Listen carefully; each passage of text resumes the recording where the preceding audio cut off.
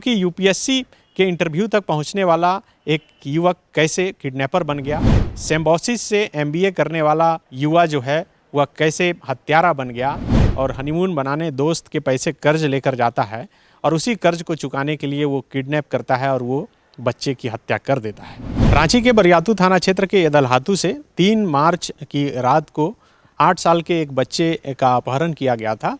उसके बाद 7 मार्च की सुबह उस बच्चे का बॉडी बरामद हुआ।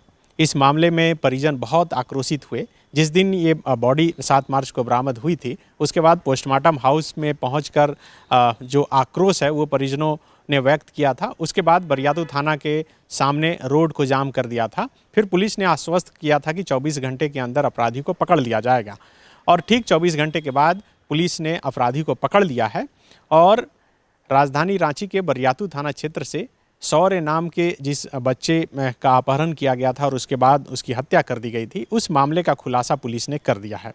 आज रांची के एसएसपी किशोर कौशल ने इस मामले की पूरी गुत्थी को सुलझाते हुए मीडिया को पूरी जानकारी दी है। आज इस रिपोर्ट में हम आपको यही बताएंगे कि आखिर कैसे बच्चे का अपहरण किया गया और कैसे पुलिस ने इस मामले का खुलासा किया।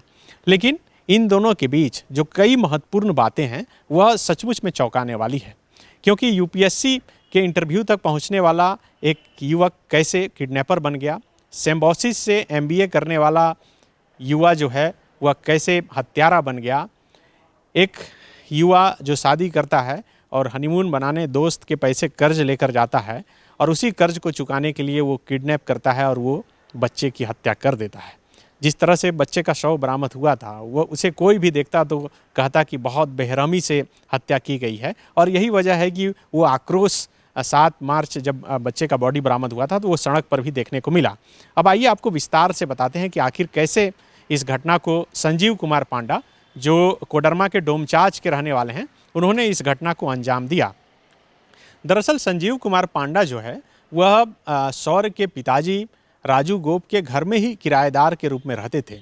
पहले से जो संजीव कुमार पांडा हैं उनकी बहन और उनके बहनोई वो रहते थे और उसी के पास आकर संजीव कुमार पांडा भी कुछ दिन तक उसी एदलहातू के घर में जो है वह रह चुके हैं और इसलिए संजीव कुमार पांडा परिवार के बारे में जानता था, परिवार की आर्थिक स्थिति के बारे में जानता था।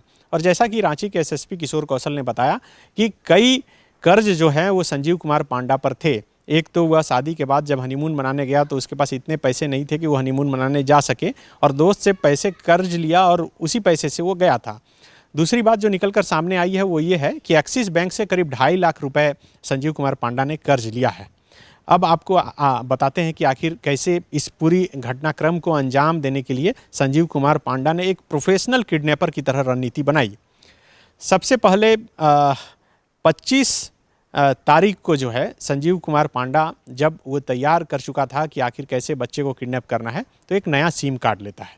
वो सोचिए कि 3 मार्च को वो अपहरण करता है, लेकिन उससे पहले करीब 6 दिन पहले 7 दिन पहले वह 25 मार्च को एक सिम कार्ड नया इशू करवाता है। उसके बाद 1 मार्च को वह बैंडेज खरीदता है, वही बैंडेज जो अपहरण के वक्त बच्चे के मुँह पर और हाथ पैर में साटा गया था, और 3 मार्च को नंबर प्लेट बनवाता है। लेकिन उससे पहले जो है 3 मार्च को जब बच्चे को किडनैप किया गया उससे 2 दिन पहले भी वह घर के सामने आकर बच्चे की रेकी कर चुका था। उसे पता था कि शाम को बच्चा बगल के किराने की दुकान में बिस्किट या टॉफ़ी खरीदने के लिए जाता है और उसने तय किया कि वहीं से जो है बच्चे को उठाना है। पुलिस ने जो जानकारी दी उसके अनुसार 1 तारीख को जब संजीव कुमार पांडा रेकी करने के लिए आया था तो वो बाइक से आया था। दूसरे दिन जब 2 तारीख को वह रेकी करने के लिए आया था तो वह किराए के एक कार पर आया था, लेकिन कार का जो नंबर था वो JH01ER2485। दरअसल इस नंबर में भी संजीव कुमार पांडा ने पहले छेड़छाड़ की। जो ER है, R को उसने P बना दिया, R के एक डंडी को उसने वाइट कलर से रंग दिया और उसे P बना दिया ताकि पुलिस जो है नहीं पकड़ पाए।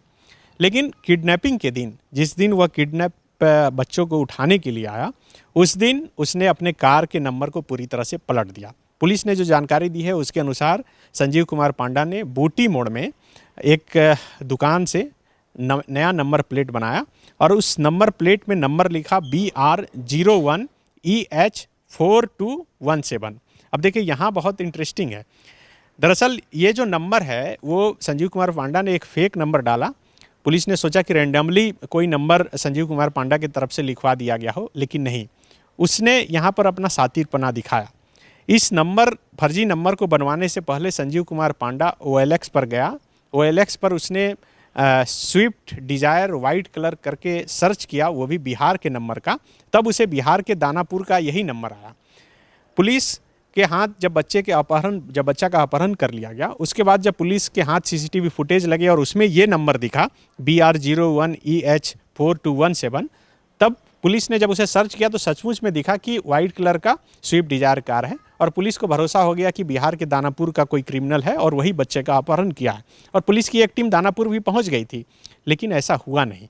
दरअसल ये नंबर ही फर्जी था और ये जो कार, जिस कार से बच्चे को उठाया गया, वो कार भी रेंट पर लिया गया था। रातू रोड के एक टूर एंड ट्रेवल कंपनी से संजीव कुमार पांडा ने 1700 रुपये पर डे के हिसाब से सेल्फ ड्राइविंग वाली कार ली। मतलब आप अगर किराए पर कार लेते हैं तो ड्राइवर कार लेकर आपके घर पर आता है, लेकिन यहाँ पर जो संजीव कुमार पांडा ने कार किराए पर ली, उसमें कार सीधे जो है किराएदार को दे दिया जाता है और किराएदार अपने हिसाब से उसे जहाँ मन होता है उसे लेकर जाता है। अब इस कार को लेने के एवज में संजीव कुमार पांडा के पास जो बाइक थी, उस बाइक को गिरवी उसने रख दिया।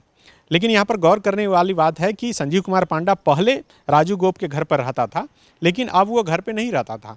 अब वो रांची के पंडरा इलाके में जो है पुंदाग इलाके में वो रहता था और वहाँ से निकलकर रोज़ रेकी करने के लिए आता था और फिर जाता था। पुलिस ने यह भी जानकारी दी है कि जो बच्चे को उठाने के बाद जो फिर फेंका गया, जहाँ से नगड़ी थाना क्षेत्र से बच्चे का शव बरामद हुआ, वहाँ तक जाने से पहले उसने बोरा, ईंट, रस्सी, ये तमाम चीज़ें अपनी गाड़ी में रख चुका था। अब समझिए, करीब 7:45 पे बच्चे को उठाया गया, जो CCTV फुटेज में दिख रहा है। 8 साल का शौर्य था। पुलिस ने यह भी जानकारी दी है कि बच्चे को ज़बरदस्ती कार में बैठाया गया। कार में बैठने के बाद उसे जब लेकर जाने लगा तो शौर्य जो बच्चा था 8 साल, वो बहुत कोशिश किया अपने स्तर से कि वह उसके चुंगल से निकलकर बाहर निकल सके। उसने झटका कार में दिया और गेट खुल भी गया। उसके बाद संजीव कुमार पांडा जो है थोड़ा परेशान हो गया और उसने कार के गेट को ज़बरदस्ती बंद किया और बच्चे को वहाँ पर बैठाया और एक हाथ से स्टीयरिंग थामे हुआ था और दूसरे हाथ से बच्चे की गर्दन जो है वो पकड़ा हुआ था। सीट बेल्ट बच्चे का लगा हुआ था और गर्दन वो दबाने की कोशिश कर रहा था और गर्दन दबाने के दौरान ही बच्चे का गर्दन दब गया और बच्चा जो है वहीं पर अनकॉन्शियस हो गया। उसके बाद जो है बच्चा जब पूरी तरह से एकदम शांत पड़ने लगा, तब संजीव कुमार पांडा को लगा कि बच्चा मुझे पहचान भी लिया है। अब बच्चा को अगर कहीं चला जाता है या फिर कुछ होता है तो उसका नाम सामने आ जाएगा। उसके बाद उसको मारने की नीयत से वो नगड़ी थाना क्षेत्र के नया सराय इलाके में गया और एक बोरा में बच्चे को भरा। उससे पहले उसने बैंडेज जो 1 तारीख को ही जो है पुंदाग इलाके से खरीद चुका था, वो बैंडेज जो है बच्चे के मुंह पर, बच्चे के दोनों हाथ, दोनों पैर पर बांधा। उस बोरा में जो है बच्चे को भरा, उसमें ईंट डाला और रिंग रोड के किनारे करीब 15-20 फीट नीचे जो पानी जमा है, उस पानी में लुढ़का दिया। उस लुढ़काने के दौरान ही बच्चे के चेहरे पर कई जगह चोट के निशान हैं। इस दौरान कान से भी खून निकले हैं, ऐसा पुलिस जो है बता रही है। अब समझिए, पुलिस ने जो संजीव कुमार पांडा का बैकग्राउंड बताया है, उसके अनुसार SSB की परीक्षा जो UPSC लेती है, उस परीक्षा के इंटरव्यू तक भी पहुंचा हुआ है। इसका मतलब वो पढ़ने में होनहार था और यही वजह है कि इस किडनैपिंग करने में उसने ब्रेन का, दिमाग का बहुत इस्तेमाल किया है। पुलिस को अब तक ये पता नहीं चल पाया है कि आखिर क्या पीछे से कोई बैक सपोर्ट कर रहा था या फिर नहीं कर रहा था। दूसरा, जो उसके मोबाइल का जितना रिकॉर्ड्स है वो पूरी तरह से डिलीट कर चुका है। गूगल में आपको कुछ भी कहीं भी यूट्यूब या फिर गूगल में सर्च कीजिए तो वो मेमोरी में उसके जाकर सेव हो जाता है, लेकिन इसकी सातिरपनी देखिए कि वो भी उसकी हिस्ट्री जो है वो डिलीट कर चुका है। अब सवाल आता है कि आखिर पुलिस ने संजीव कुमार पांडा को पकड़ा कैसे, जब 3 तारीख को अपहरण हुआ, परिजन पुलिस के पास गए और 7 तारीख यानी कि 7 तारीख की सुबह तक जब तक बॉडी नहीं मिला था, पुलिस को ये भनक तक नहीं लग पाई थी कि आखिर बच्चा कहाँ पर है। पुलिस दानापुर या फिर इधर उधर हाथ पैर मार रही थी। तो दरअसल पुलिस इस अपराधी तक तब पहुंच पाई जब नगड़ी थाना क्षेत्र के उस पानी से बोरे से बच्चे का शव बरामद हुआ। अब पुलिस कैसे पहुंची, सवाल ये उठता है। तो इसका जवाब ये है कि पुलिस ने सबसे पहले जहां से घटना घटी उस घटना के पास का जो सर्विलांस है, जो उस घटना के टाइम पर वहां पर कौन सा नंबर एक्टिव था, उस नंबर को पुलिस ने उठाया। उसके बाद जहां से बॉडी बरामद हुआ उस बॉडी के पास से कौन सा नंबर का लोकेशन मिला, जब पुलिस ने दोनों का मिलान किया तो संजीव कुमार पांडा का नाम निकलकर सामने आ गया। और उसके बाद पुलिस को जो है गुत्थी सुलझाने में काफ़ी आसानी हुई और एक के बाद एक तमाम गुत्थियां जो है वो पुलिस सुलझाते गई। पुलिस ने ये भी जानकारी दी है कि सिम्बोसिस से डिस्टेंस कोर्स के साथ जो है यह MBA किया है। बेंगलोर में जाकर यह काम कर चुका है। रांची में किसी लॉजिस्टिक कंपनी में ये काम कर चुका था। सॉफ्टवेयर का जानकार भी माना जाता है। फिलहाल पुलिस और इससे पूछताछ कर रही है संजीव कुमार पांडा से और ये जानने की कोशिश कर रही है कि और इसमें कौन कौन लोग शामिल हैं। पुलिस ने ये भी दावा किया है कि कोई एक व्यक्ति है जो संजीव कुमार पांडा को देखा है और उससे हो सकता है कि पुलिस और पहचान कराए। लेकिन पुलिस के अनुसार पुलिस के पास पुख्ता प्रमाण है कोर्ट में ये साबित करने के लिए कि संजीव कुमार पांडा ने ही इस बच्चे की हत्या की है।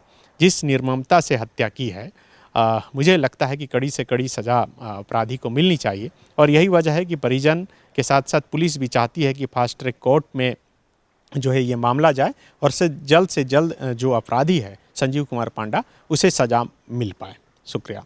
TheFollowUp.in. Like, share, and subscribe. www.thefollowup.in